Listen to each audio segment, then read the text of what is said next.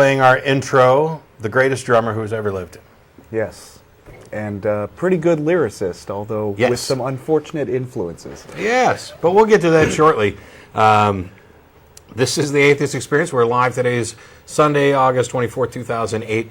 You can visit the website for the ACA at www.atheist-community.org. It's at the bottom of your screen now. The ACA sponsors this program and also sponsors the Nonprofits podcast that broadcasts every other Saturday from 2 to 3:30 Central.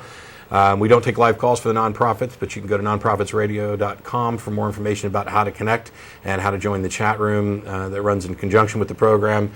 This program is a live call-in program. We'll have the number up for you shortly so that you can call in and talk about what you believe, why you believe it, where you think we're wrong, why you think we're wrong, almost anything. We're pretty much open to discussions. You can email tv@atheist-community.org. That goes to myself, the co-host, other people behind the scenes. We cannot promise to respond to all of your emails, but we do read all of them. And if you go to the Atheist Experience website, there's a new FAQ section up there, including a technical fact that'll answer a lot of the questions that people have been writing in to ask us about, specifically whether or not, why we don't stream the show, and do we take calls from out of state, and hey, I sent you an email and you didn't answer it. Those kind of questions are answered up there. A little bit about the ACA. It's a nonprofit educational organization promoting positive atheism and the separation of church and state.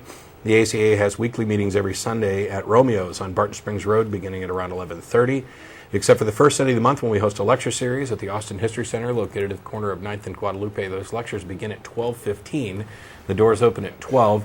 The September lecture is going to be Oak DeBerg, a retired colonel, who's going to talk to us a little bit about religion and atheism in the military. And I can't promise it, but I'm really hoping that he addresses General Petraeus's, I guess they're not recent comments. The blurb has been on a book for over a year, but there seems to be this growing trend of high-ranking military officials who seem to be okay with saying that atheists are a detriment to a well-run armed forces unit. And my response to them yesterday was, in that case, you can send home all the atheists that you've got over there. Anywhere. I'm sure most of them would be more than happy to come home and spend time with their family rather than screwing up your screw-ups. But sponsored by the Atheist Community of Austin, the ACA, in addition to those events and the podcasts and various media outreach things, also has a happy hour every Thursday at the Dog and Duck Pub at 17th and Guadalupe, beginning at around 7 o'clock. And there's a number of special events that are coming up. September 6th is the ACA Garage/Rummage Sale, where we're sure that you can find all of those wonderful things you've been looking for all your life and just didn't even know it. The proceeds from that sale are going to go to support the ACA. There's more information at the website about that. September 20th is our Bat Cruise. We've got the big boat. Have to have at least 50 people. We can take quite a bit more. If you're in the Austin area or close enough to the Austin area to make the trip down, please do so. There's information up on the website. You can contact us and let us know that you're coming. There are ways at the website to contact about advance payment and everything else. This is a great, just light evening out. Go out on Town Lake in a boat, watch the bats, drink a little, talk a little, share some time with like-minded individuals. It's a lot like some of our other events, except that this one's kind of annual and special. September 27th, we're planning a zoo trip to the San Antonio Zoo. There's more information about that on the website as well. And for those of you who are calling into the program, I'll go ahead and remind you at the onset, and I'm sure the callers will remind you as well. If you're watching it live, there's a slight delay.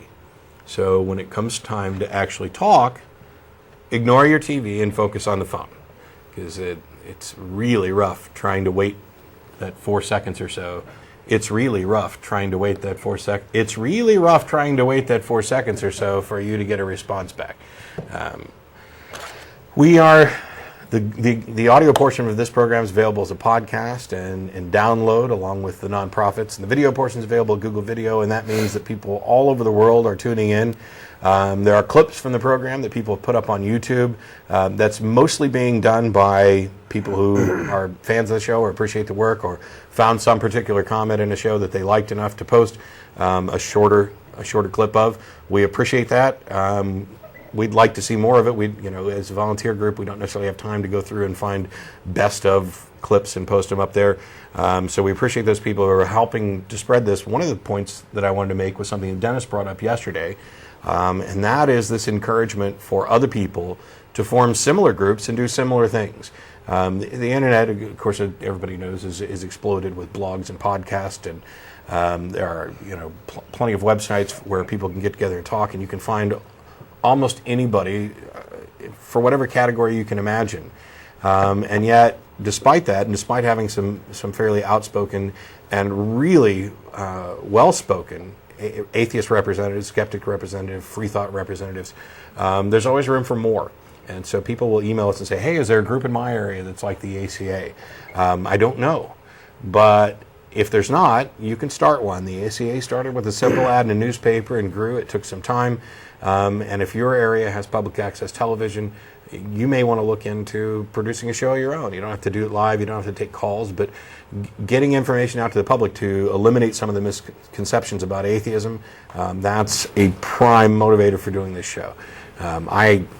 My prime motivator is callers. I love having the conversations.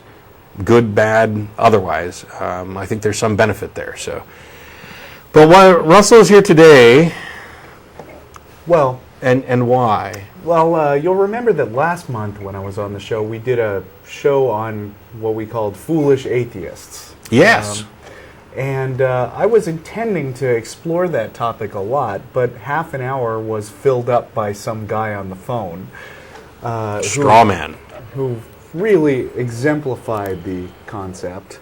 It was a very popular episode based on the email feedback we got, but I was a little disappointed that I didn't get to some of my other groups who were foolish atheists, and the three that I mentioned during the show were communists, Raelians, and objectivists.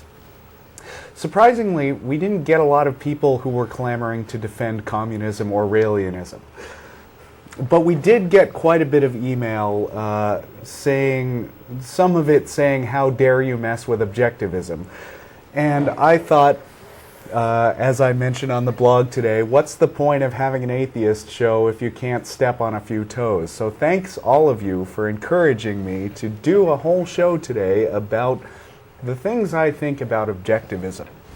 The question is, since do we want to go ahead and take this one here before we actually get started on the topic? I don't know. I don't really want to start the topic with a call about the topic. Oh, well, does it qualify? I don't know.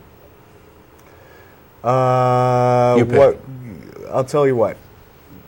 Phil? Yeah. How you doing? All right. Do you have something to say about objectivism? Actually, go ahead, and I can wait on the line when you're, into the show. All right. Thanks. Okay. Cool. Thanks. We'll get back to you. Yeah. Quick call cue there. Anyway. Let's see, before I actually read some of the email we got about this, which is actually a pretty good intro to why the topic is interesting, I'd like to first comment on the musical selection today. It was 2112 by Rush. Excellent album musically.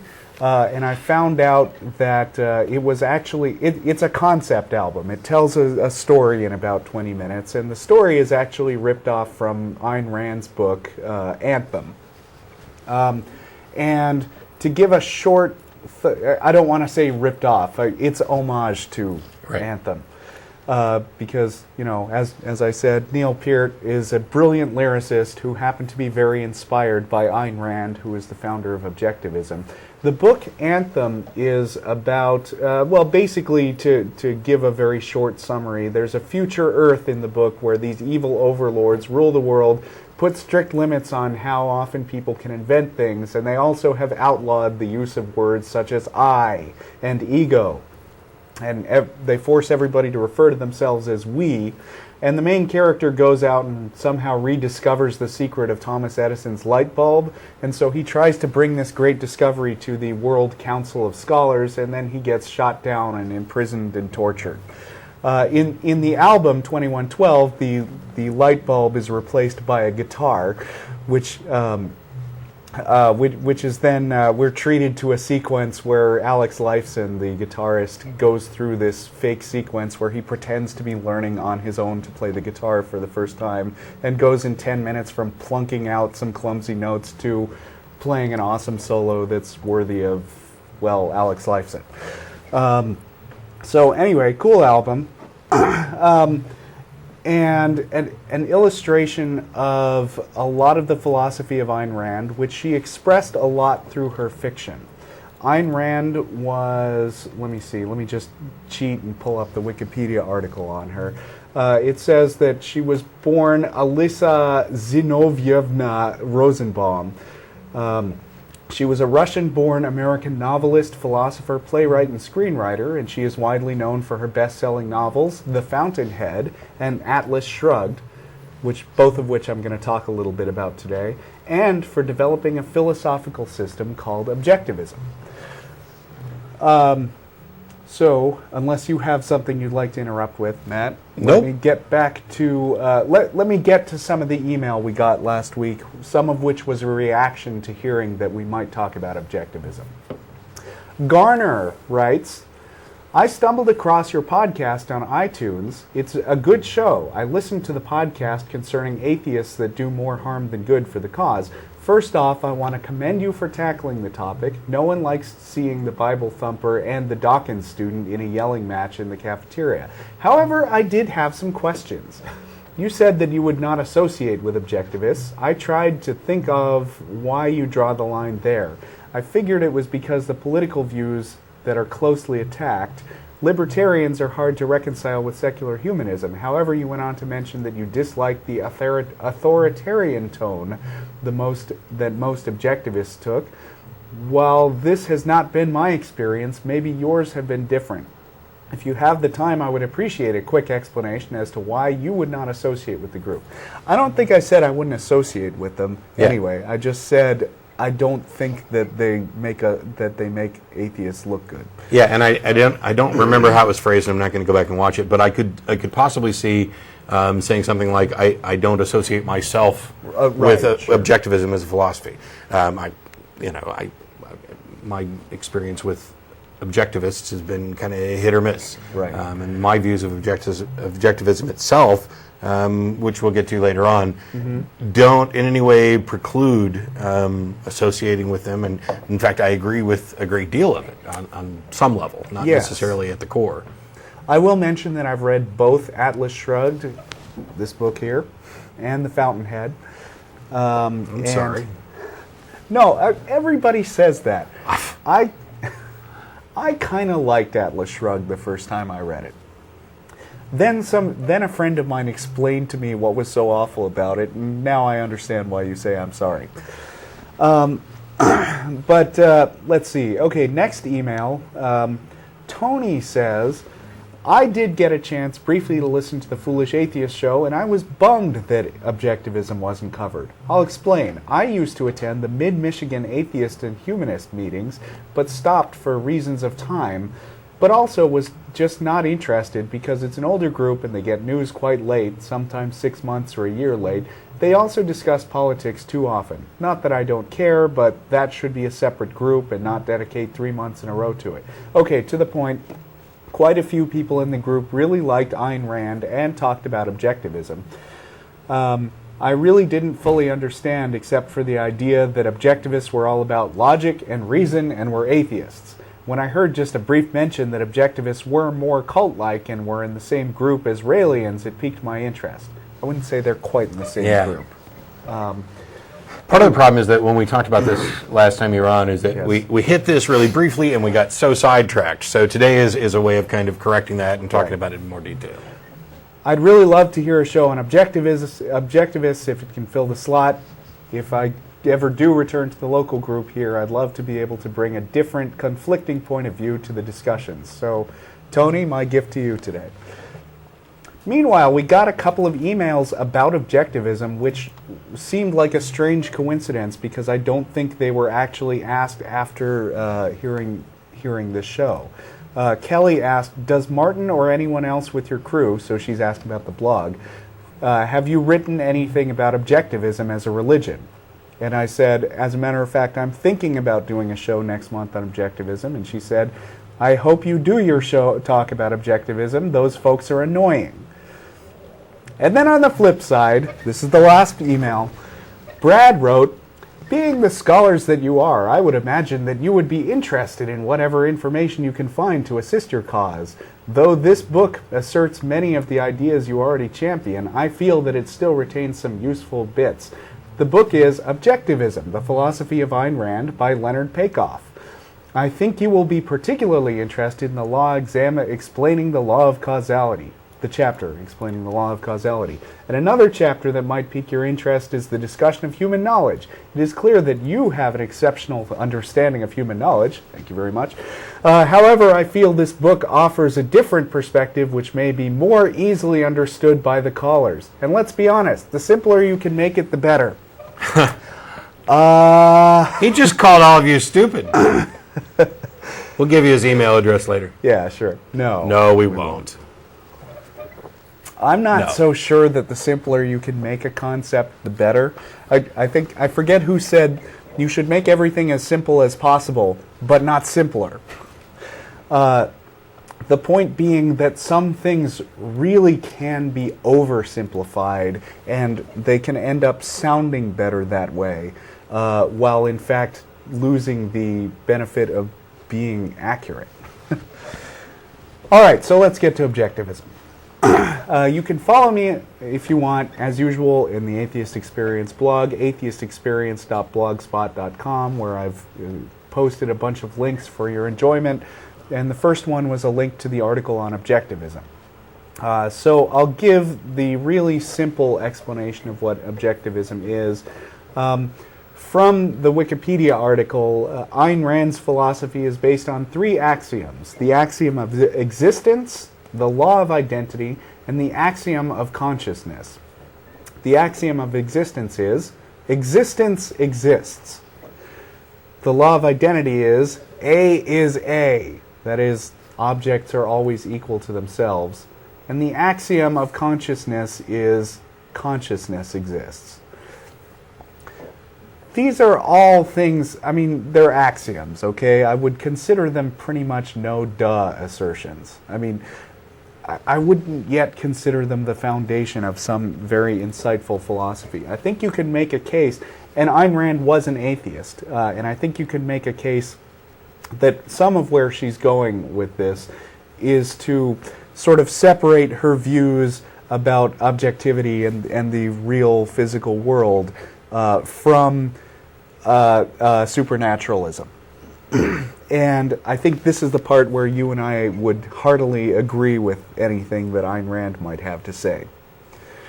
But from there, she's going to take it on to a bunch more assertions, which I'm going to get to. This is from the Objectivist newsletter in 1962. They're sort of the basic principles of objectivism. Number 1, reality exists as an objective absolute. Facts are facts, independent of man's feelings, wishes, hopes, or fears. I'm pretty Yeah, fine I think with for the that. most part, I'm on par. I'm on board with that one. Number 2, reason, the faculty which identifies and integrates the material provided by man's senses, is man's only means of perceiving reality, his only source of knowledge, his only guide to action, and his basic means of survival. Again, I can't really complain yet.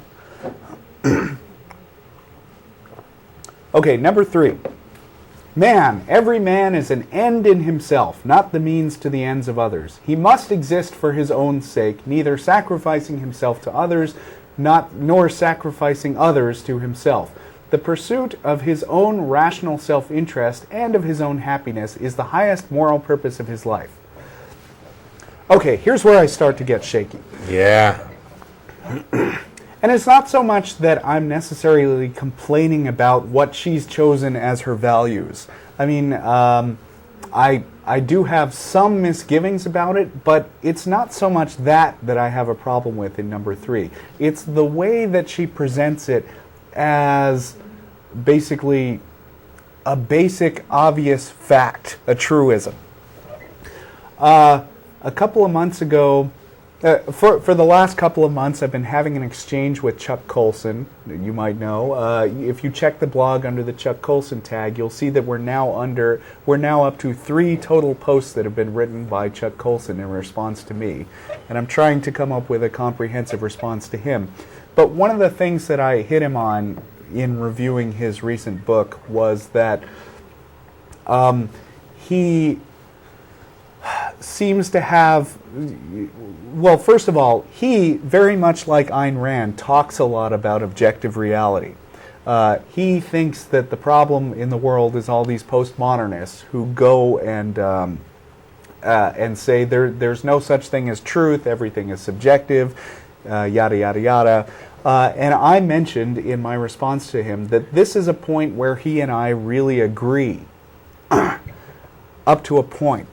The problem is, he takes this statement that there is objective reality, and then he just runs wild with it by talking about the Bible and stuff, and talking about how obviously it's true that Christian values are the best values. That's not obvious at all, because while I think that there is objective reality in the world, there's also stuff that happens inside your head, and most of the things that you value are in there. Not only is it not obviously true, or not only not obvious, I don't think it's true. Well, yeah. And I think that we could debate many of the fundamental moral and ethical tenets of Christianity, and have countless times on the show. To the kind of flat assertion that it's so obvious that Christianity is the one true moral guiding path. It's just wrong on all counts. And we don't even need to spend any time going into slavery, right? Infinite punishment for finite crimes, the idea that one person can be held responsible for somebody else's crimes, just start to finish, right down the doctrine, and not to sidetrack everything. Sure. If you go to ironchariots.org, the counter-apologetics wiki that I started, that Russell did a lot of work on as well.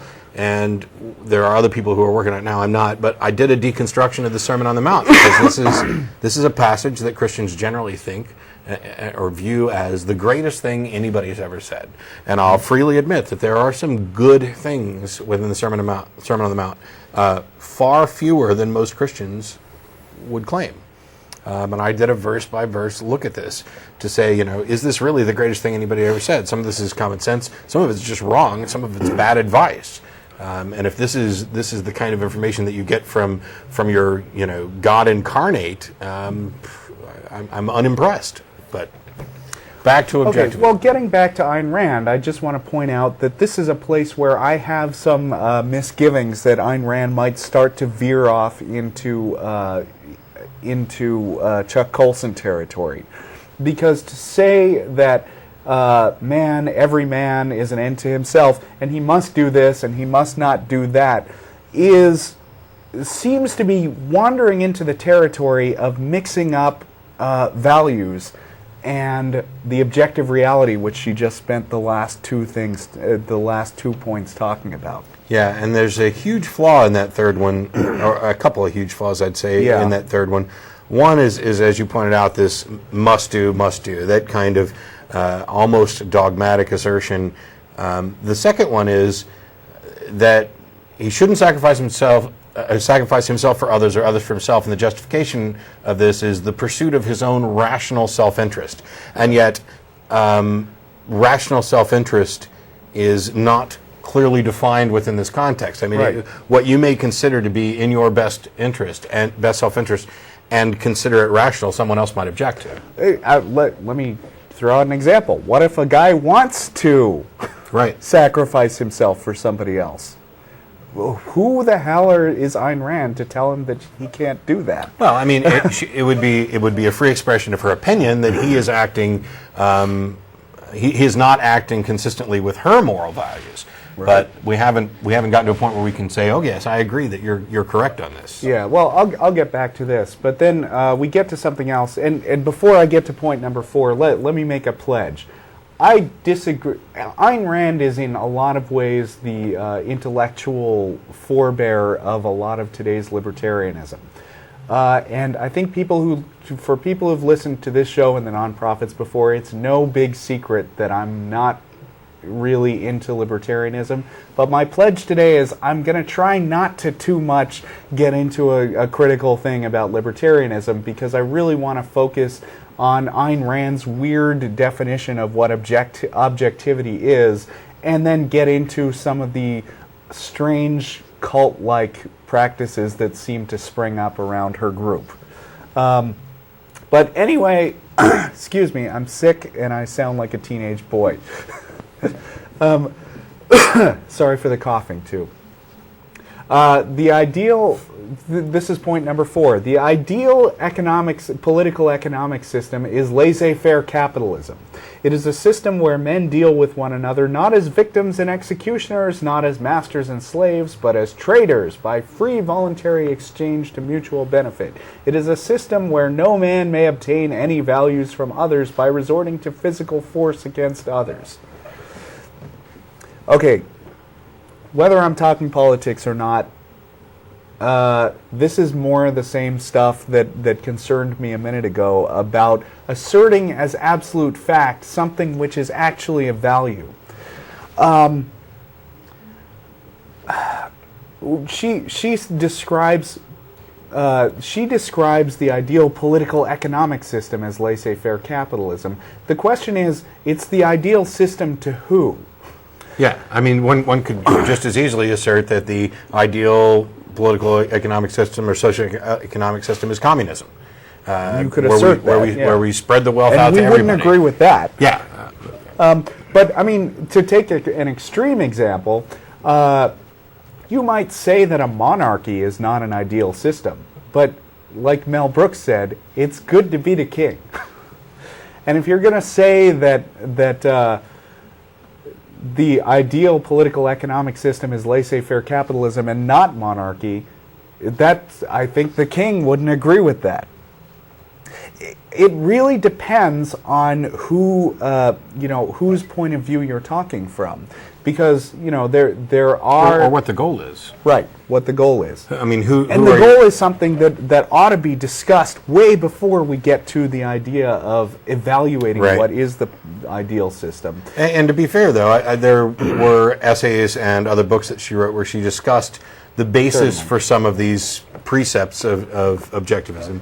And it may even turn out to be the case that I would agree that if our goal is freedom, individualism, the encouragement of the rights of the individual, then it may turn out to be the case that laissez-faire capitalism is perhaps the best system for that. It may be, but I'm not sure that that's by any means proven. I mean, America, which is considered to be the greatest country on earth, doesn't have laissez-faire capitalism.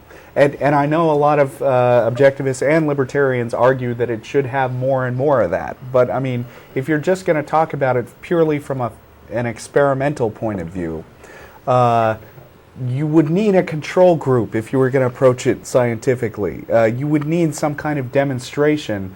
And one of the things that Ayn Rand provides in her books is a fictional experiment that demonstrates how perfect laissez-faire capitalism would be. Yeah, and to kind of spread some amusement on that, there's another fictional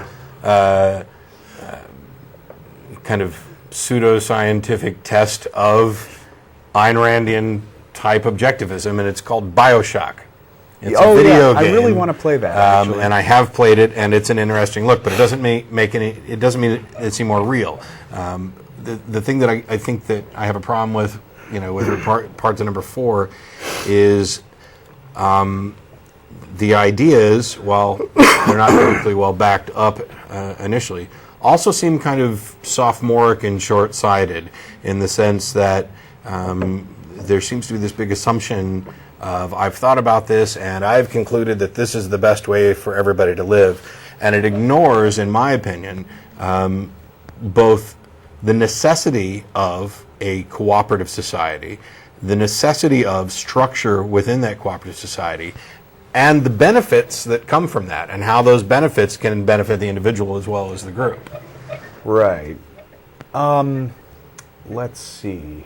trying to decide what I want to do next. I'm actually thinking about talking to Phil now, since this is as close to actually talking about politics as I want to get. Okay, I'm actually going to do these in reverse order because number 2 hopefully should be pretty quick. Chris, you there? Yes, I'm here. How you doing, Chris? Hi. I'm doing great. How are you guys doing? We're Very good. well, thanks.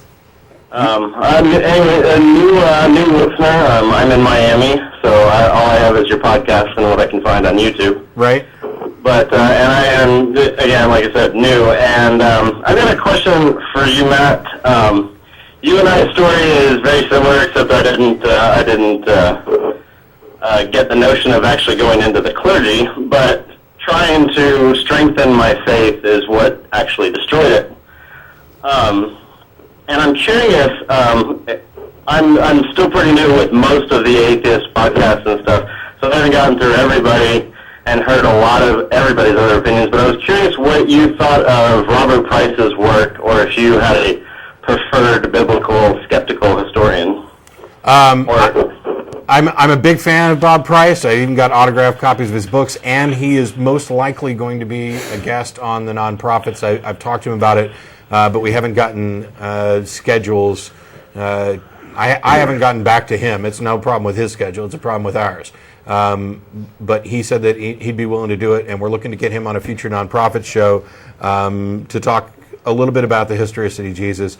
He's one of my favorites, and it depends on what subject you're talking about. If you're talking about perhaps the Bible in general and the historicity of Jesus, then yeah, Bob Price is way up there, if not number one, then damn close. If you're talking about kind of Christianity on the whole, and from a historical perspective, I'm also a big fan of Bart Ehrman. Matter of fact, I'm rereading Lost Christianities right now, which covers a lot of the texts from the 2nd to 4th century that chronicle alternate views of Christianity. So yeah, they're probably my 2 favorites in that area. Okay, I don't think I really had too many other questions. I probably got a million after I got off the phone, but yeah, we're gonna try. Okay. We're gonna try and get calls moving along. I know you're in Miami, and I know you were waiting. There's another guy who's actually been waiting longer, and Russell's got more to get to. So. Oh, hey, thanks a lot, Matt. I appreciate. Yeah. I appreciate.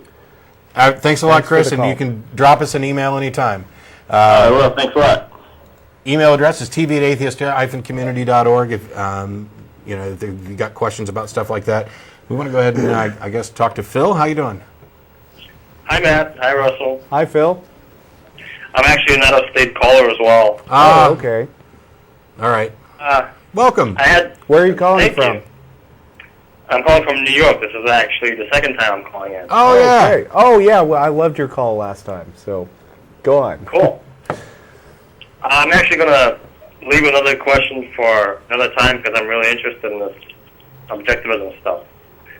And I also want to apologize that I'm not a religious caller because those are the best calls you get. If there's a religious, person waiting to call, please do so. I mean, that's a good thing. I want to say, they're very productive. Hopefully the people who are going to call in irate today are the lovers of objectivism, because if I don't irritate them, then I don't think I've done my job today. Well, those two. Anyways, my question about politics is not so much about what you were talking just now, but, more like about current events. Right. In particular, I want to mention show number 473. If you look back on that, it was religion and politics. And I think it was Dan Baker with Matt. Barker? Anyways, Don Baker. Don Baker. My question was maybe you could have a token conservative person, kind of like Christopher Hitchens or Sam Harris or something in that vein, have a discussion about politics. I know it's not a political show. Right. But maybe you could I know most of you guys are kind of liberal and not so much right of center, but maybe you could have a token guy. Yeah, there's a couple of issues there. One, we have to be very careful when we start talking about politics. We can certainly talk about issues. We can certainly talk about ideas. We have to be very careful anytime we start approaching talking about candidates. And not just because we're a nonprofit organization, but because one of the things about atheism is that there is no unifying hive mind like you would find in religions, or frequently find in religions, and you're going to find atheists who are liberal Democrats, conservative Republicans, liberal Republicans, libertarians, Green Party. The one thing that we happen to agree on is the fact that a God doesn't exist, and with regard to the ACA and its goals, I'd say that we also agree on a number of other things, and that is the importance of public debate, communication, in erasing misconceptions about who we are. But when we get closer and closer to political agendas, we're not going to necessarily find that much agreement, even with people who happen to be in this building right now. There's probably 8 or 9 ACA members in the 2 or 3 room vicinity here for where we're doing the show, and one of them just walked. My Republican friend walked in the door. Hey, Mark. So I'm not opposed to that, and I think that there are probably some good conversations to be had about philosophical ideas as they apply to politics. I don't know that this show is the right spot for it. I'm thinking that it may actually be better to do that on the nonprofits, where we've been much more political in the past. This show, I'm much more interested in interacting with the public and asking and answering questions. Fair enough, but if you do a show like 473, you might want to think about having some ladies and guys. And by the way, our 471 atheist. is absolutely hilarious. One of the best shows I heard. Which one? 471, Killing in the Bible. Oh. Yeah. I think it was a previous host. He was basically reading off all the people killed in the Bible. I was just laughing out loud. That sounds like I something think Jeff would do. Oh, did Jeff do it? Oh, that's right. Yes. Jeff has that list that he had. Yeah. Yeah. Good stuff. Anyways, and my last question, I'm kind of off topic. So Okay. Hope to get back on topic after this. But anyway, Matt, you have a really good speech about the differences between what we know and what we believe. But I think, and it's not very much a question but an idea, maybe you could have the difference between what we believe and what we hope. Because I think Christians think they believe something, but they just hope it's true. Oh, you're a meta-atheist. You think that people aren't really Christians. No, I think that's a great idea, Phil. When I did the last lecture here in August, I don't know if that's what you heard or if you heard bits and pieces of it on the show. The lecture itself covered belief and knowledge, and also talked a little bit about what I believe and to some degree why. And I think you've hit on a key point there that I really think we'll have to address at some point, which is what people mean when they say hope. And one of the things where this ties in, I'm hoping to talk about on the show in the near future, the difference between trust and faith. Those are words that people tend to use interchangeably, and I'm kind of a stickler for finding the best usage of a word that conveys as much meaning as possible, as clearly as possible. And to me, trust and faith are two different things entirely. As a matter of fact, the trust that you place in someone could be based on faith, or it could be based on reasonable expectations. See, I don't think you can ever achieve your goal because of the equivocation fallacy. There are, in fact, multiple definitions for words, and you can't just say that you're going to henceforth declare by fiat that one use of the word is off limit. What I don't think that's what I was saying. Yeah, but one definition of faith is very close to trust. Right? And depending on the context in which you're using it, one word may be more appropriate for the context than another. Right. And that's the point that I would be getting to, is that when you're talking about, faith it also equates to religious preference. Right. And trust also refers to a monetary fund. Right. But they're different contexts. Yeah, and the subtleties of the... Go ahead, Phil. If you tell a Christian that, yes, you believe the sky is blue and so on, but you actually hope there's an afterlife, you don't believe that, maybe they'll think twice about it and realize, what the difference is themselves.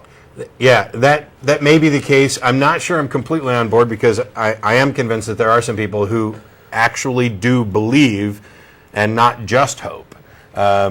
that there's an afterlife, for example. But I think those are a minority. I think there are both. I think there are people who legitimately believe that there's an afterlife, and people who hope and therefore act as if. And on some level, we're talking about what Dan Dennett was talking about in Beyond Belief, which is this idea of belief in belief. But I want to get back to what Russell's got, and we've got other callers. We appreciate it, Phil. Thanks for calling in again.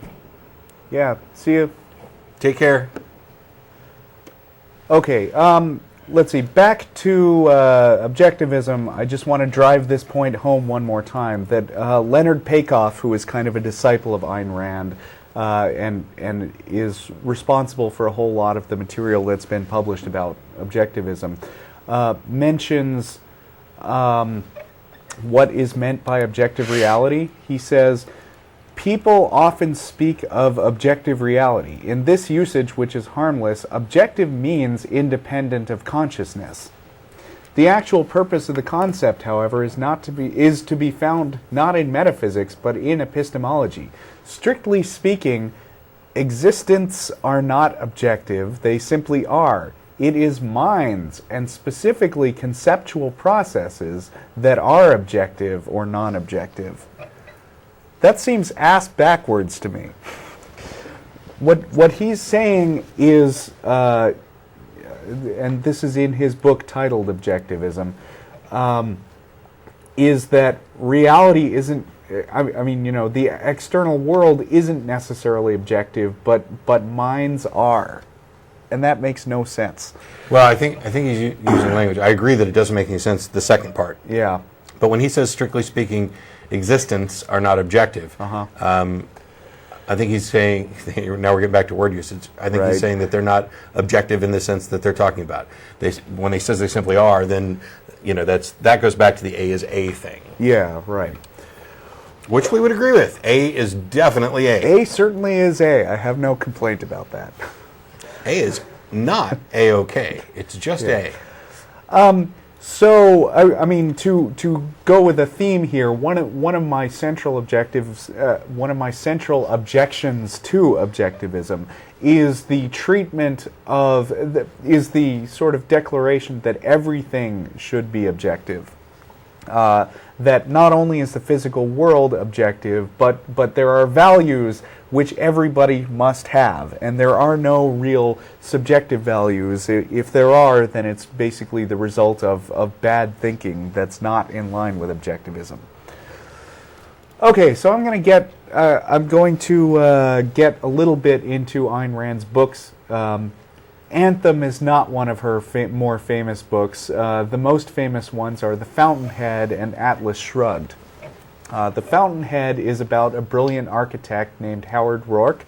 This is going to be the super-duper compressed summary of the book. Howard Rourke is a genius who is unrecognized by all these people, except for the very, very small number of really smart people in the world. He has this sort of guy who leeches off of his brilliance named Peter Keating, who he helps out occasionally by designing something, and then Peter Keating weasels and takes the credit for it. Wait, does he get popular and put out an album that people then call too commercial? What? He's sold out? Oh, never mind. Sorry. Who, Peter Keating or Howard Rourke, the brilliant Rourke, the no, unrecognized genius. Howard Rourke stays true to his ideals right through the end, where he delivers this long speech in front of a courtroom where he's accused of blowing up one of his own buildings to make a statement. And they just let him talk, which is kind of a theme in Ayn Rand. That at the end, the brilliant noble hero has to be able to talk for a long time uninterrupted and serve as a mouthpiece for the author. Meanwhile, there's this interesting villain in Ayn Rand's book named Ellsworth Toohey, who kind of exemplifies everything that's wrong in the Ayn Rand universe, which is, well, earlier I mentioned that one of her fundamental principles is that man must not sacrifice himself to other people. In fact, if I can skip ahead to Atlas Shrugged for just a second, one of the characters in Atlas Shrugged swears the following oath: "I swear by my life and my love of it that I will never live for the sake of another human being or ask another human being to live for mine." In fact, she even has a cute little name which pops up repeatedly in her work. She calls those people second-handers.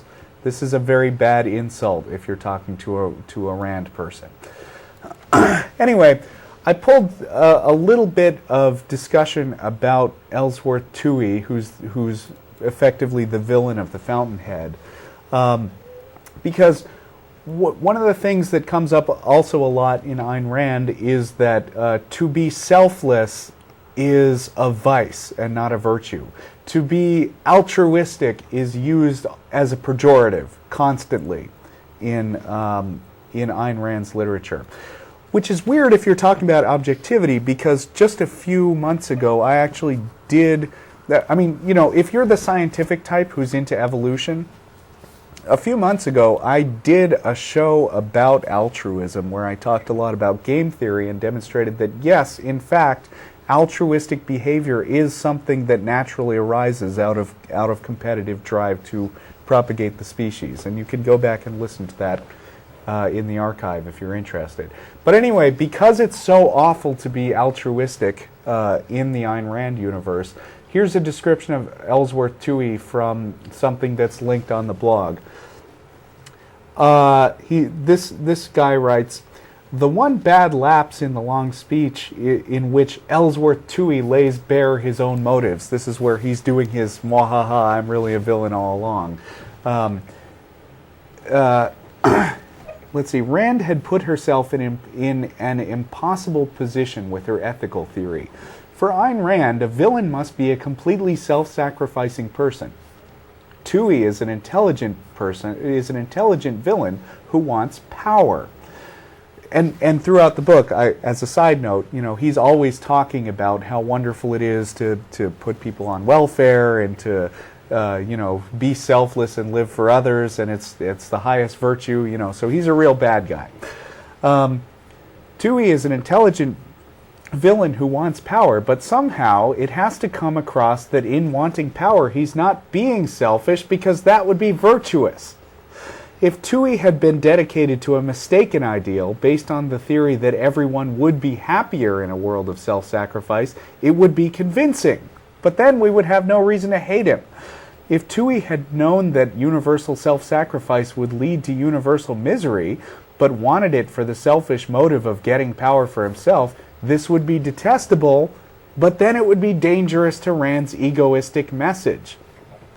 So Toohey has to want to do his bit towards a goal which, it is made clear in the end, can only arrive after his death, so he looks selfless, and to know that the goal will make everyone else completely wretched, and to want it for that reason. But that just makes him unbelievably loony. And then he doesn't have any plausible links to real people like Lewis Mumford and Harold Lasky, who were supposedly Rand's models for Toohey. Toohey's villainy comes from the fact that in the end he's really going to hurt people, but that's not altruistic. That's just weird. Anyway.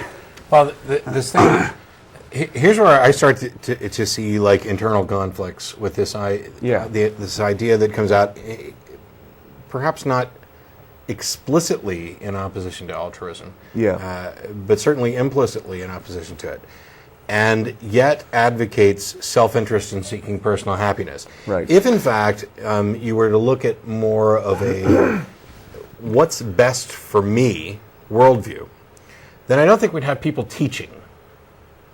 Right. Because you've gained some knowledge, and why would you then accept substandard pay and conditions to teach when you could use that knowledge in order to earn? And especially if you have specialized knowledge. This philosophy seems to promote the idea of specialized knowledge to help each individual rather than community knowledge that would help the society as a whole and thereby help each individual. Right. In fact, from what I've gathered from a lot of reading Rand's books, a big characteristic of evil people in the Rand universe is that they do something without a profit motive. Well, the kind of contradiction that I was actually getting to was yet Ayn herself, I don't know why I keep calling her Ayn, I know it's Ayn, I'm sure we'll get somebody to call me stupid for it. Ayn herself is doing that. Yes, okay, she wrote a book and she made money for it, but there's no guarantee that she's going to get profits from it. She is teaching people her particular philosophy. And if it is somehow okay for her to do that, or for someone to teach and make some profit rather than use that knowledge and make more profit, if their personal happiness, if they derive happiness from teaching, if they derive happiness from sharing this information, then one can also derive happiness from truly altruistic acts. And therefore, if I'm working towards my own self-interest that includes my happiness, then altruism can't be written off as a bad thing. Yeah, I mean, in fact, I believe that actually doing something selfless or seemingly selfless can give you enough pleasure without an actual profit motive. I mean, I'm basically a hedonist, I guess I would have to say. I mean, I believe that ultimately every one of us does stuff because we feel that we will be happier for having done it. Well, in general, I think I think you're going to find exceptions to everything else. Okay. There are times when I have done something that I'd rather not do, that I wasn't particularly happy about doing, that I wasn't even convinced I'd get any kind of long-term returns out of, in order to help someone else out. Maybe it made me feel good at the time, maybe it didn't. But you wanted that person to be happy. That's kind of my point. I'm not necessarily sure that that's the case all the time. Okay. I think that the complexity of why we do what we do is so great. And I think this is one of my biggest objectives to objectivism, is that it seems to be an oversimplification. Even with regard to epistemology, there's this really rigid idea of know as in knowledge. And Ayn came out against, of course, I'm not taking this personally, but one of my greatest heroes being David Hume. She was in opposition to the empiricist and the people who advocated philosophical skepticism. And I have a problem with that, as I happen to agree with them for the most part. I realize we've got callers backing up, but I really want to get through the fiction section of this. So I'm going to get to the book I brought in substitute of the Bible today, Atlas Shrugged. And Atlas Shrugged, I'm also going to do a super compressed summary of. Basically, good, because that's a long-ass book. It is a long book. By the way, Atlas Shrugged is now being made into a movie with Angelina Jolie in the starring role as Dagny Taggart. And that's going to be interesting. I'm going to watch it. At the same time, I really hope that they cut John Galt's speech by a lot, because the speech in this edition of the book right here, I wrote this down somewhere. Oh yes, it starts on page 923 and ends at page 979, making a total of 56 pages in which Galt just talks and talks and doesn't shut up. If you're an objectivist, you can never call in and complain about me being long-winded again. Now, I believe Martin, who's into the entertainment business, told me that I forget if it's 2 or 3 minutes of screen time per page, but if you just let the whoever plays John Galt talk for all that time, you would have an entire movie out of the way before you could actually get to any of the plot. Nice. Oh, as a reminder, since they popped it up on the screen, when this program's over with, we go to dinner at Threadgill's on Riverside. There's the address at the bottom of the screen. Any atheist or atheist-friendly person is welcome to come to that, as well as any of our other events. If you're coming down to preach, proselytize, provoke, please don't. You can pick up the phone and call, or you can email tv@atheist-community.org. Yes. Okay, so I'm sorry, but if you haven't read this book when it's been out for like 60 years, too bad, you're getting spoilers. It's, as one site put it, about 10 minutes in the future of when Ayn Rand was writing. So it's sort of a bleak near future world where the world is completely run by stupid people. I mean, that's pretty much the way to sum it up. There are a very small number of brilliant, noble people left in the world, one of them being Angelina Jolie, who is also hot. But then we've also got... And an atheist. Oh, yeah, right. Then we've got this mysterious figure known as John Galt, who's spoken as sort of a catchphrase throughout the book. And we've got some other people like Hank Rearden. They're all brilliant inventors and businessmen and people who get shit done. Oh, excuse me. I guess we can say that now, but okay. They're the kind of people who get stuff done, and there's all these second-handers in the book who want to leech off their ideas and get the benefit of them without working. And then what happens is, here's the spoilers, John Galt runs away from society and basically takes all his cool toys with him, founds this hidden society in the middle of nowhere, and then starts convincing all the geniuses in the world to run away with him and go basically do what I said before, which is create an experimental version of a libertarian utopia. All the smart people in the world run away and they make their own little society, and the world gets to be in worse and worse shape, but that's okay because they all deserve it, because the vast majority of the world are stupid. And here's where we start to get into something that I'm also a little bit bothered by in Ayn Rand's philosophy, which is that anytime you have a philosophy which doesn't attempt to understand the way people think, but instead sort of makes these sweeping blanket statements about how all people are morons and deserve what they get, you're bordering on Wonko the Sane in Douglas Adams' books. Wonko the Sane was this character at the end of, I think it was The Life, the Universe, and Everything, who declared that everybody in the universe was crazy except for him. So he built an asylum to keep the world in. He built an inside-out house, and he said, I live here, outside the asylum. and this character is clearly nuts.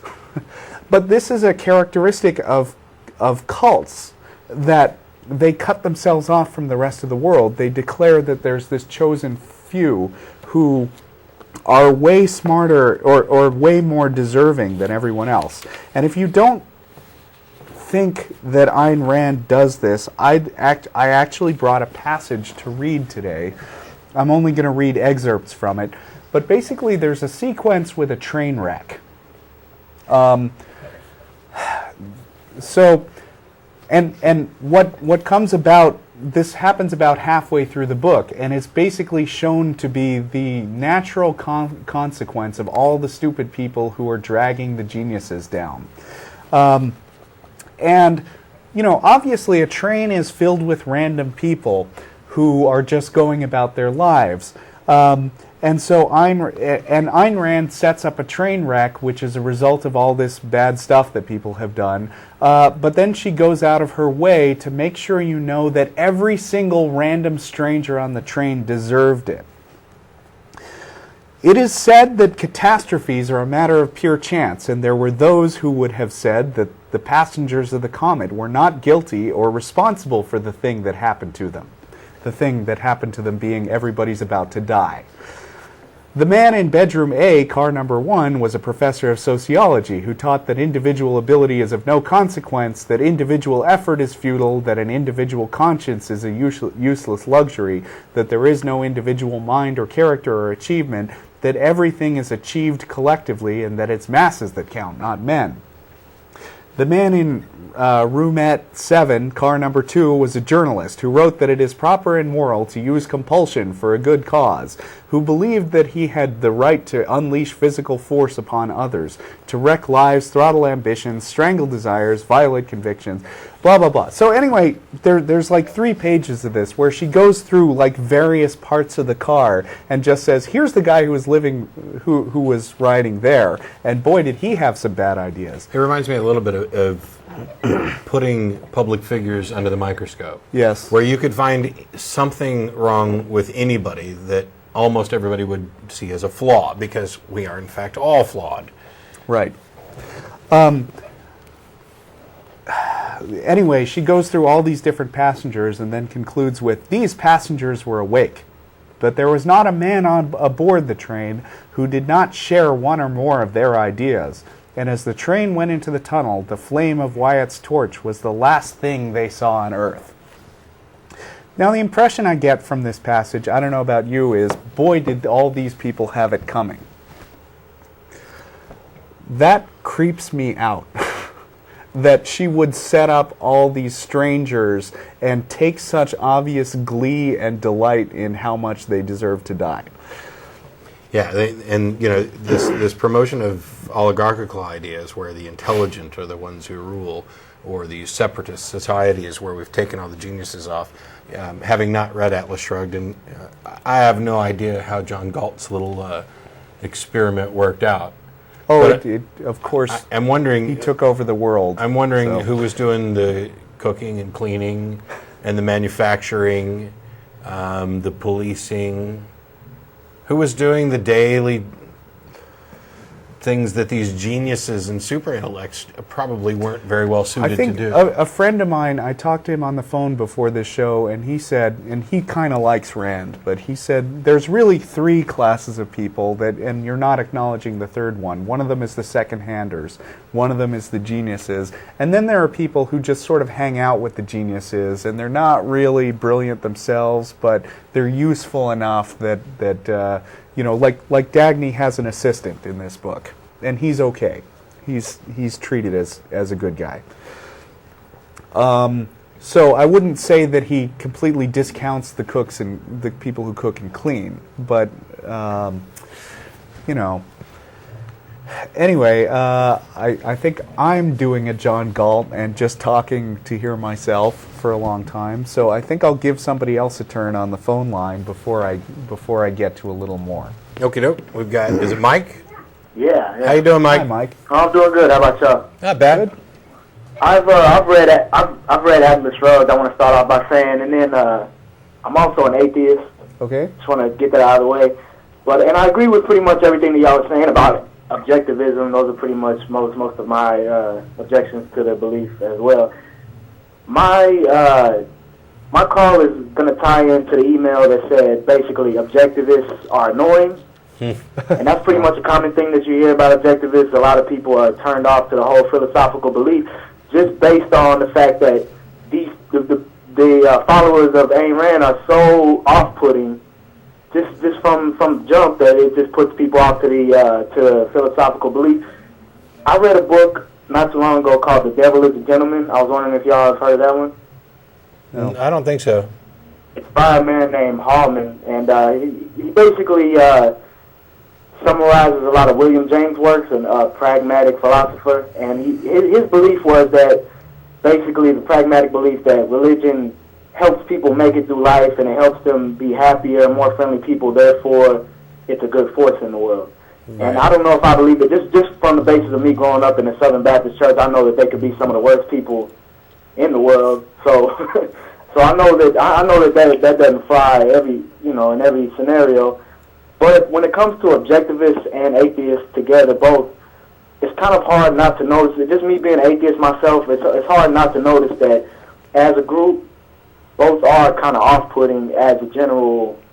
It's just as a general rule. I don't know if that's if it's something within the philosophies or within just within the groups, or just maybe just inherent in the fact that you believe that you know something that other people haven't caught on to yet. Maybe it's just inherent in that.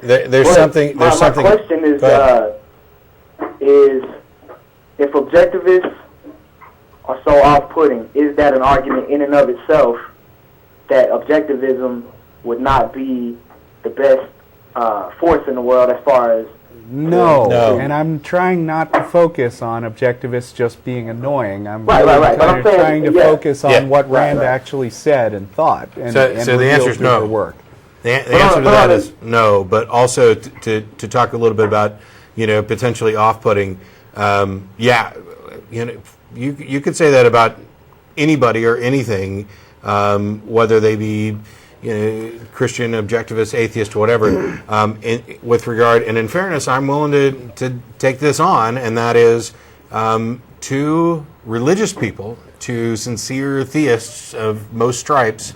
Right. Atheists often appear, and I'm as guilty or more than anybody else, arrogant, condescending, whatever, because we've managed to figure out why those beliefs are so damned silly and why haven't you. Exactly, yeah. I know I've put it in those kind of terms before. I try not to always do that, and I think different people can be reached different ways. One of the examples that I've used in the past is this idea of Santa Claus, and how I'm convinced from what I've seen that most kids, well, I won't say most, I don't want to quantify anything, but there are some kids who stop believing in Santa Claus because they discover the reality. They'll catch their parents, or they'll start putting two and two together, that the guy at this mall looks different from the guy at this mall, looks different from the guy out there swinging a bell, and the insanity of being able to travel around the world in one night and blah, blah, blah, and all the magic involved.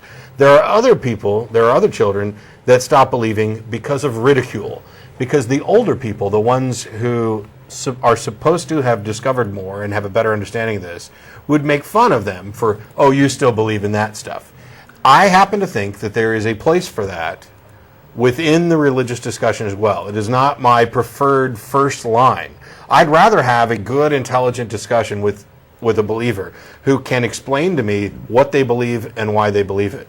Unfortunately, despite having spent years on this show asking people to call in and tell me what they believe and why they believe it, I can't really think. I've had some good conversations in email and in person, but I can't think of too many callers that qualify. Usually what we get are inane, incredibly silly explanations that aren't deserving of the sort of equitable response of, oh, okay, I see why you would do that. They are deserving of ridicule because they are ridiculous. And that's because of the medium that you're presenting it in, is a TV show, so obviously you're going to get the people who, that may be the case, and definitely I've had better emails, better intellectual emails than calls. Right. But in my own life, I would have to say that in my own life, I've made more of a commitment to not talk religion with people, period, just because of that basic, I'm not finding the word, but just the idea that I can come off as arrogant myself, and I have so many times. And then it's decent to avoid conflict. I mean, a lot, but But there comes a point where your beliefs inform your actions, and people take actions that affect other people. And in some cases, which is why this is very different from what religious people do. I could look at religious people and have and do, and Ray Comfort's the prime example, who are arrogant and condescending and completely insulting in how they come about preaching their particular religion. The difference between what we do here and what they do is I don't call them, they call me. And yet religious people seem so enamored of this idea of being condescending while pretending to be loving that they're willing to walk door to door and knock on your door and interrupt what you're doing at your home. I'll never do that. There's no way you could get me to go knock on people's doors and say, hi, I'm the president of the Atheist Community of Austin. We'd like to talk to you a little bit today about what you believe, why we think it's silly, and why you should come join us. That's just stupid. And to tie it back into, I guess just to tie it back into the topic of the day, I've just always been fascinated in this asshole objectivist rule. It is, like you said, you've had hit or miss experiences in the past with the day. I pretty much only had miss, and I read the book, and, there's much to be learned from Ayn Rand. I actually had one face-to-face encounter with a real live objectivist, and it was not a good face-to-face encounter. Somebody came into one of the ACA meetings years ago and started quoting out of this book here as if it were the Bible. And when we said, I'm not sure that stuff is right, you seem to be almost using Ayn Rand as a God substitute. He said, well, she was almost godlike in her intelligence. And it was like, okay, get out of here. Yeah. I'm not saying that all objectivists are like that, but a lot seem to be. Yeah, do you think that there's something inherent in objectivism itself that lends itself to that attitude? It may be something that attracts people.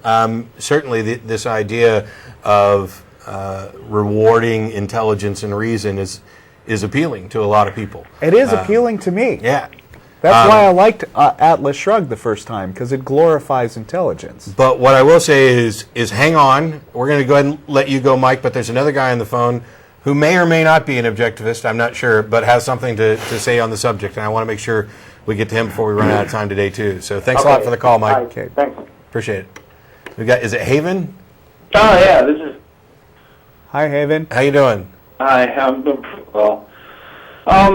You guys brought up a point with identity and objectivism. Yes. And I just wanted to bring in the concept of purpose, Okay.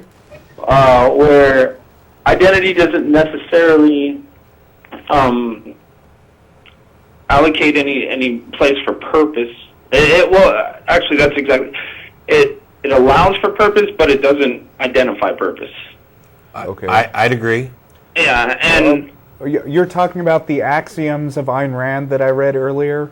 yeah, A is the law of identity. right. Because you were saying you were kind of confused on kind of the difference between the two or something. You said that it was kind of a gray area. I'm not No, sure I the know what three you're talking axioms about. we pretty much agreed with across the... No. Yeah, it was only when we started getting to man as an end in himself and the ideal political economic system is laissez-faire capitalism. Right. Yeah, that's where we started to That's part. when I thought it was kind of a gray area. Yeah. Well, I just kind of wanted to kind of bring in the idea of purpose and a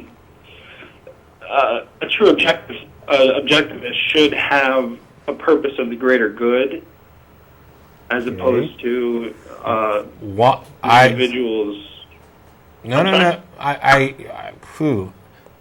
That to me is exactly contrary to the foundation of objectivism, which is individualism, which is the individual's happiness, which is, and those are the ultimate. I mean, those are like almost direct quotes from Ayn Rand about what the foundational principle is. I'm not an Ayn Rand devotee, but I would think that she would really not like hearing the idea that you should in some way consciously work toward a greater good. You should do whatever's best for yourself. I mean, number 3 right there, every man is an end to himself, not the means to the ends of others. Yeah.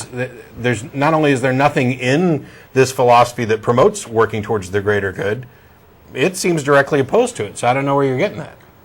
Well, what I'm getting at is when an individual pursues their own happiness, but that happiness spreads to others, it invokes the same, and in the end, I mean, it would have more of a creative atmosphere as opposed to a decaying atmosphere. Well, I think you're launching an objection to objectivism that's the same as the one I talked about earlier, that it is short-sighted and oversimplified and ignores the benefits of a cooperative society on the individual as well. Well, I'm not sure. I think actually what Haven is saying, correct me if I'm wrong, is that if you work towards the good of yourself, then it will naturally, as a consequence, be good for everybody, without even trying. Well, not in all cases, obviously. Well, I agree with you, okay. Right. I think that's probably what an objectivist would say, so I guess we agree in not agreeing with objectivism. I'm not sure. Well, I guess where I'm kind of confusing is the idea of what makes everyone happy. I mean, you'd have to have a universal happiness in order for I don't know. I don't even know how to put it. Right. Well, sort it out, and when you figure it out, call I'll have back to email in. you guys. I know. All right. I'm That's sure all we right. can have a It's- good email discussion. It's a messy subject, so if we'll go ahead and let Russell get back to finishing the topic, and while we wait for some more calls to get in. But yeah, sort it out, and if you come up with a better way to phrase what you're talking about, feel free to call on back. Okay. So open lines, but I'm gonna be filibustering a little more.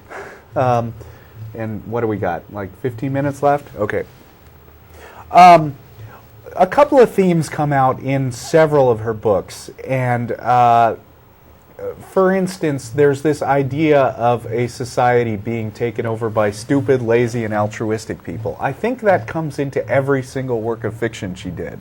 And while you could say of one work of fiction that, I mean, if you could maybe excuse the train wreck by saying, oh, these aren't people who exist now, these are just, you know, her society taken to an extreme. That's something that science fiction authors do all the time. But when every single book she ever wrote basically involves the idea that the vast majority of people are leeches, I don't think that that's just a device anymore. I don't see much likelihood that what were the three? Stupid, lazy, and altruistic. I don't see that those characteristics are likely to take over the world. It seems to me that the ambitious, greedy, you know. Well, yeah, like even in Idiocracy, for example, everybody's stupid in the world, but they do wind up electing the smartest guy as president, which is one of the reasons I didn't buy the concept. Yeah, well, you know, I mentioned before how I generally object to, you know, philosophies that promote oligarchy. It's not because I don't think that the most intelligent people should be running things. In fact, I think you're likely to find that the more intelligent people, that we would be better off with more intelligent people running things. What I'm really more concerned about is the most qualified people in the various positions.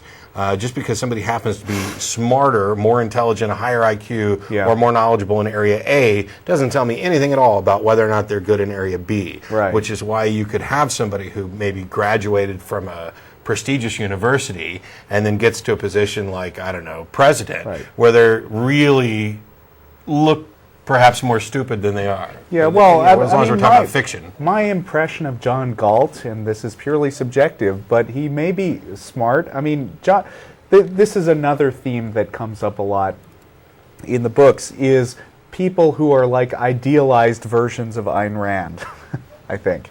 I wrote in my notes here that John Galt is basically Batman. I mean, you know, Batman doesn't have any superpowers, but he's like the best at everything. He's not like a physicist or a chemist. He's a scientist. He invents everything, and he knows how to do forensics and everything. John Galt is an engineer and a super genius and inventor, and he's the world's most powerful demagogue. On the other, and he gets the girl, who is also kind of an idealized character. But also my impression of him is he's kind of an asshole. And I'm not sure that I want that guy running the world, whatever his other qualifications are. Yeah, and well, I mean, there's bigger differences between him and Batman, though, and that is that what you do with what you've got. Right. And in this case, I don't think that Galt's doing anything particularly beneficial either. I mean, maybe to himself, but I'm not convinced of that. This whole idea that working towards your own self-interest is likely to wind up being the best thing for you in the long run. I don't see where that's justified. It may be the case that working primarily towards your own self-interest while also working towards the self-interest of the group benefits you more. It's like the difference between hoarding all of your money or investing parts of it. The returns on your investment may be greater than if you just hoarded it all. There's actually a name. There's actually a name for the concept of writing a character who's basically a stand-in for the author, only much cooler. I went to tvtropes.com, which is one of my favorite silly entertainment sites. It's a wiki about cliches and tropes in fiction, and the term that they have for it that some people might be familiar with is Mary Sue, and the origin of the term is that I think, I'm not sure exactly what the official origin of it is, but it comes from people who write fan fiction in somebody else's universe and stick themselves as a character in there, and everybody who's already a character, like in the Star Wars universe, comes up to them and says, "Oh, you're so wonderful, and you can solve all our problems, and you're the most badass Jedi who ever lived," and basically, both Dagny and John Galt have sort of the attributes of an author-written Mary Sue. Dagny not only is a brilliant and underestimated businesswoman, and this is straight from the wiki site, which I've linked today. more beautiful than anyone else in the room without even trying, to the point that even the simplest of dresses seem indecent on her. She's also the hinge-pin of all the important changes in the world, the last and most important piece of the puzzle, the one everyone wishes they could reach, the one everyone looks to, and she has multiple lovers, moving from one to the next without any warning or explanation given, or needed apparently, because each of these lovers peacefully acknowledges the others, and then they just walk away to quietly bear never again requited candles for her indefinitely. So the TV tropes page on Atlas Shrugged is definitely worth a read, and other tropes that they mention are the author filibuster, where John Galt goes on for 56 pages, and anvilicious, which is defined as describing a writer's and or director's use of an artistic element to so obviously or unsubtly convey a message that they may as well etch it on an anvil and drop it on your head. Are we going to have more callers? Okay, not my fault that we have more callers, that we don't have callers, but luckily I'm prepared with more of my own author filibuster. There's a call or two coming in. But Okay. I just wanted to briefly touch on the fact that there was, in fact, sort of a strange cult-like movement that seemed... I alluded to it earlier when I mentioned this guy that I met, and also some of our emails sort of hinted at it. But there really was some strange stuff that grew around this. One example comes from Nathaniel Brandon, who was kind of a disciple of Ayn Rand's for a while and was in fact her lover. So he may not be the most objective source, but basically he had a falling out. He's one of the most objectivist sources. Yeah. He had a falling out with Ayn Rand when it turned out that he was fooling around on her, even though she was actually fooling around on her husband with him. But she basically, as far as I understand it, excommunicated him from the movement and forbid anyone to talk about him or any of the books that he had written. And in some memoirs that he wrote called Judgment Day in 1989, he claimed that there were implicit premises in our world to which everyone in our circle subscribed and which we transmitted to our students at NBI. And he lists them. Ayn Rand is the greatest human being who ever lived. Atlas Shrugged is the greatest human achievement in the history of the world. Ayn Rand, by virtue of her philosophical genius, is the supreme arbiter in any issue pertaining to what is rational, moral, or appropriate to man's life on earth. Once one is acquainted with Ayn Rand and or her work, the measure of one's virtue is intrinsically tied to the position one takes regarding her and or it. No one can be a good objectivist who does not admire what Ayn Rand admires and condemn what Ayn Rand condemns. No one can be a fully consistent individualist who disagrees with Ayn Rand on any fundamental issue. Yes, because conformity to dogma is what defines one as a true individual. Aren't these people second-handers? I mean, seriously, aren't they living through her? If this is true, of course. Yeah. I mean, I don't want to just take her ex-lover's word for everything she thought, but that seems kind of consistent with what I've heard about her.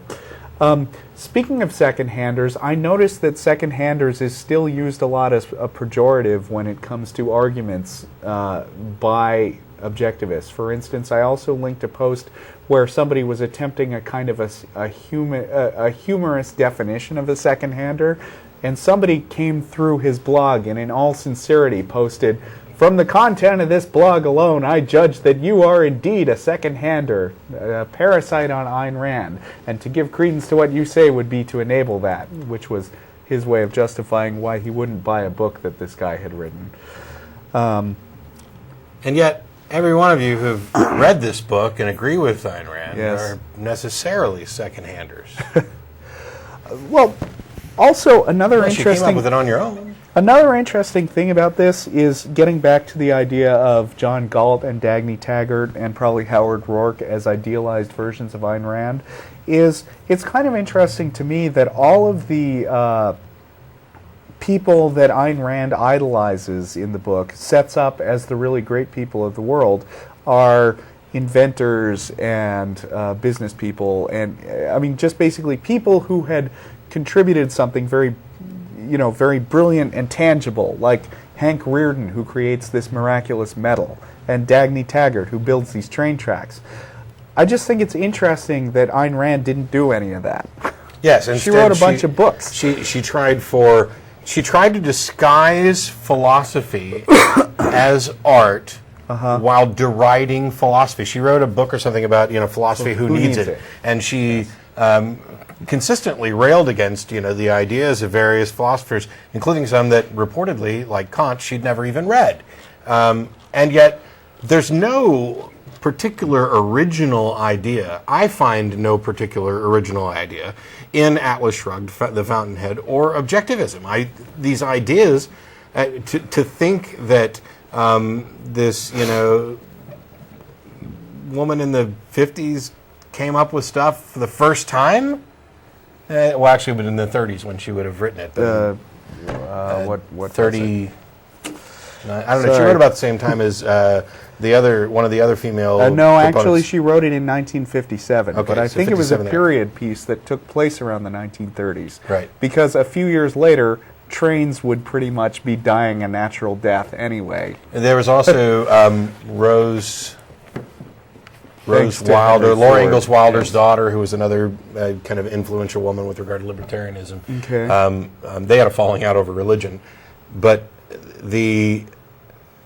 I've lost. Oh, the originality. What is original there? I mean, she's adopted ideas and dilemmas and discussions that philosophers had been dealing with for thousands of years, and she seems to have gone off and thought about this and said, I see this as the best. I don't need any of these other philosophers. They've all made mistakes. They're all wrong. There's no point in any further discussion on this. These are the axioms with which we will begin, and this is how we will form our new perfect world. And anybody who doesn't agree with me is a second-hander. Oh, no, second-handers would be leeches.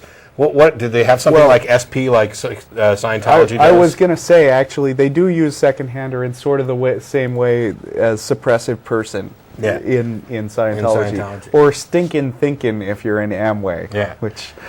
So I don't know we covered necessarily everything we thought we might have covered. I think we got to pretty much everything I was ready to. I would be loath to call objectivist cultists.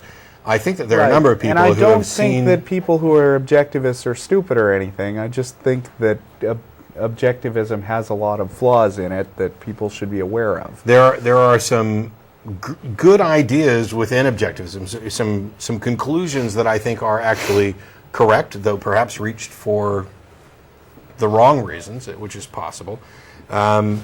So I think that there are a lot of people who are objectivists who have found something that they haven't been able to find somewhere else. Okay. And that doesn't necessarily make them cultish. We didn't get to a lot of, we didn't manage to get a lot of callers on this one, so either it wasn't very interesting or, In any case, we have no Email time, us. which was the point that I was getting to. TV at atheist-community.org. We'll be down in Threadgills in about half an hour or so. We'll be back again next week. It's the 5th Sunday, and Jen will be on. TV at atheist-community.org. If you're an objectivist especially, we'll argue with you.